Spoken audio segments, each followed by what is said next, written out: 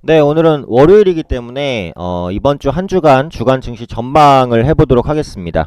이번 주 체크해야 될 일정들이 뭔지, 그리고 투자 포인트가 뭔지, 그리고 지수는 이제 어떤 흐름을 보일지에 대해서 한번 말씀을 드리도록 하겠습니다. 우선은 뭐 오늘 장중의 흐름을 보시면 아시겠지만 미국 시장이 좋았고 그에 따른 온기가 국내 시장까지 좀 뻗쳐 있는 모습이다라고 보시면 될 것 같아요. 그래서 지난주에 나왔던 언급이 그 파월 의장이 연준은 경제 상황을 지켜보면서 인내심을 가질 것이다 라는 언급을 했고, 또 정책 변경을 주저하지 않겠다라는 말을 했습니다. 그래서 이 말이 결국은 그 금리를 빨리 올리지는 않을 것이다 라는 언급들로 시장에 해석이 됐어요. 그러면서 미국의 금리 리스크를 낮췄습니다. 그래서 국내 시장의 투자 심리를 같이 좀 호전시키는 부분이라고 보시면 될 것 같아요. 추가적으로는 이번 주에 그 미중 간 무역 협상이 추가적으로 또 진행이 돼요. 그에 따른 기대감도 같이 반영이 됐다라고 보시면 될 것 같아요.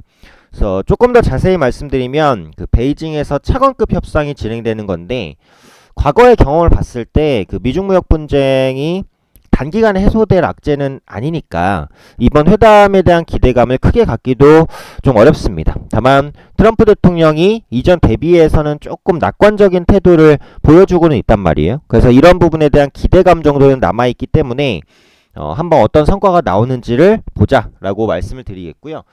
뭐 지수로는 이제 미국 지수부터 한번 보겠습니다. 다우 지수 보시면 나스닥도 마찬가지인데 기술적으로 최악은 면했다라고 보여지고 있습니다. 특히 기술주 중에서 넷플릭스가 9% 넘게 급등을 했어요. 그러면서 기술주에 대한 우려감을 상당 부분 완화시켰다라고 보시면 될 것 같고요.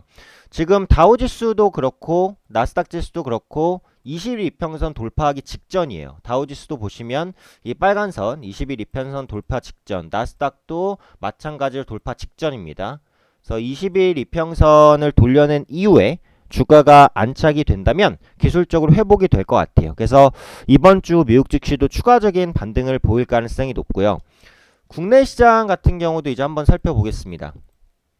네, 코스피 시장 같은 경우 지금 상승 출발을 보여주고 있죠. 그래서 지난 주말에 그 미국의 금리 리스크가 다소 완화가 됐기 때문에 이번 주 국내 시장도 아마 반등을 시도하는 한 주가 될 것으로 보입니다. 그래서 아까도 말씀드렸듯이 이제 가장 주목할 부분은 뭐라 그랬죠? 네, 미중 차관급 실무 협상입니다. 급 실무 협상. 네. 결국은 이제 뭐 미국과 중국의 무역 분쟁이에요. 무역 분쟁이 어느 정도 완화될 수 있을 것인지 이 부분을 확인하는 게 중요할 것 같고, 두 번째로는 어떻게 보면 이게 이제 더 중요한 이슈일 수도 있어요. 8일날 발표 예정인 삼성전자 4분기 잠정 실적 발표입니다. 지금 영업이익 컨센서스, 그러니까 영업이익 예상치가 12조 원대까지 떨어졌어요. 12조 원. 굉장히 많이 낮아진 거거든요. 반도체 경기 둔화에 따른 영향 때문이겠죠. 그래서 예상치를 충족할 수 있을지를 보시면 될 것 같고, 삼성전자 그리고 코스피 시장 전체에 큰 영향을 끼칠 겁니다. 근데 중요한 부분이 뭐냐면은 그 과거의 경험을 보시면요, 최대 실적이 예상될 때는 실제로 최대 실적을 내고 주가가 하락했던 경우가 많아요. 반대로 실적 쇼크가 예상될 때는 실적 쇼크를 내고 주가가 반등했던 경우가 많아요. 근데 지금 예상되는 건 뭐예요? 삼성전자의 실적 쇼크가 예상되는 겁니다. 그쵸? 그러니까 12조 원 컨센서스만 만족시켜만 주잖아요. 그러면은 불확실성 해소로 반등할 거예요. 그래서 삼성전자 보시면은 오늘은 일단은 그 미증시 영향으로 반등을 하는데 지금 충분히 저가 구간이거든요. 그래서 그 잠정식 발표 이후에는 아마 4만원대 이상까지 돌려내려는 시도는 할 것으로 생각이 돼요. 그래서 장기적인 관점으로 보시는 분들은 삼성전자를 조금씩 모아가는 전략도 나쁘진 않습니다. 그래서 그런 부분들도 같이 한번 체크를 해보시면 될 것 같고요. 네, 다시 시장으로 돌아와서 끝으로 또 중요한 이슈가 JP모건 헬스케어 컨퍼런스입니다.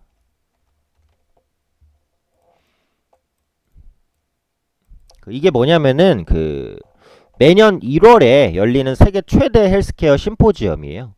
그래서 여기서 이제 셀트리온, 그리고 삼성바이오로직스를 비롯해서 제약바이오사가 앞으로 전략이라든지 뭐 사업 계획 이런 부분들을 발표할 것으로 보여집니다. 그러다 보니까 제약바이오주가 이번 주에 그 다른 섹터 대비해서 상대적인 강세를 보일 가능성이 있어요. 그렇기 때문에 이런 부분들 체크해 보시면 될 것 같고, 또 9일에는 그 중국의 12월 수출입 발표가 또 예정이 돼 있어요. 9일 중국 수출입 발표. 그 12월 수출입이 나오는데 그 중국의 11월 수출이 굉장히 안 좋았거든요. 무역 분쟁과 그 글로벌 경기 둔화 영향입니다. 그래서 수출 부진이 12월 달까지 이어졌는지 이 부분들 확인하실 필요가 있겠죠. 그래서 이제 이번 주 체크 포인트를 뭐 다시 한번 정리를 해드리면, 시장은 미국 증시도 그렇고 국내 증시도 그렇고 아마 중국 증시까지도 이번 주는 한 주간 소폭이든 아니면 큰 폭이든 어쨌든 반등을 조금이라도 할 것으로 보여요. 그 이번 주에 미중 차관급 실무 협상이 베이징에서 있습니다. 이 부분에 대한 합의가 이루어지는지 보시고, 국내 내부적으로 8일 삼성전자 4분기 잠정 실적 발표 예상돼 있습니다. 제 생각에는 4분기에 실적 쇼크를 낸 다음에 삼성전자 저가 매수 들어올 것 같아요. 그 부분 앞서 말씀드렸고요. JP모건 헬스케어 컨퍼런스, 셀트리온, 삼성바이오로직스 비롯해서 제약바이오주 다른 섹터 대비해서 강세 보일 수 있습니다. 이 부분 체크하시고요. 9일에 중국 수출입 지표 발표됩니다. 그 부분까지 확인하시면 될 것 같아요. 한 가지 첨언을 하자면, 지금 중국 경제가 굉장히 안 좋아요. 그러니까 지표적으로는 꺾이는 모습이 계속해서 나오고 있기 때문에 어쨌든 중국 쪽에서도 부양책을 쓸 수밖에 없다라고 보여지는 거란 말이죠. 그러니까 그 작년에 중국에서 있었던 경제중앙공작회의를 보면은 거기서 이제 적극적인 재정 정책을 펴겠다라고 했어요.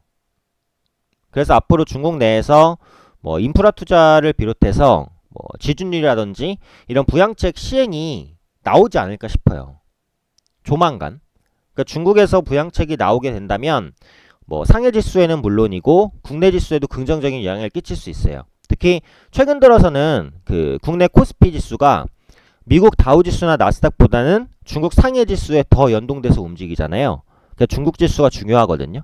그렇기 때문에 중국의 부양책 시행 시 투자 심리가 호전될 수 있다. 그쵸? 그래서 이 부분 여부, 그러면은 중국 소비주가 움직이겠죠. 여기까지 연계해서 보시면 될 것 같습니다.